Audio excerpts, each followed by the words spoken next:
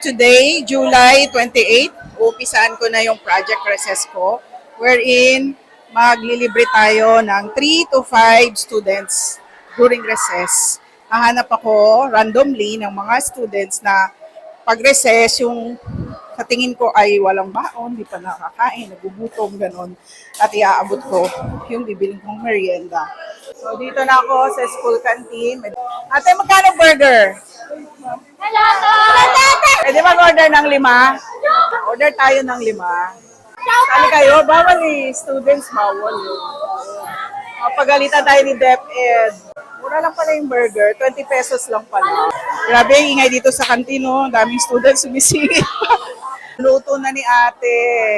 Ito na yung 5 burger natin. Hanap tayo ngayon ng 5 bata na mapagbibigyan natin ng burger.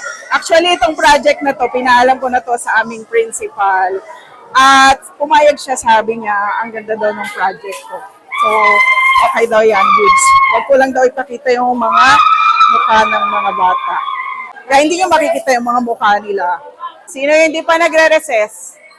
Yung totoo, waka isa. Advocacy ko to. Araw-araw ako magbibigay ng food. Ayan. Ayan. Sige na. Kuha ka na. Hindi to araw-araw. Bukas iba naman. Ayan. Hey. Kuha ka na. Oh my God. Kuha ka lang isa. Thank you po. You're welcome. Sino pa hindi nagre-recess sa inyo? Bigyan ko na. Yay, ang saya. Wala lang, just to share blessings na natatanggap natin kay TikTok Commission. Makapag-share ako sa mga bata.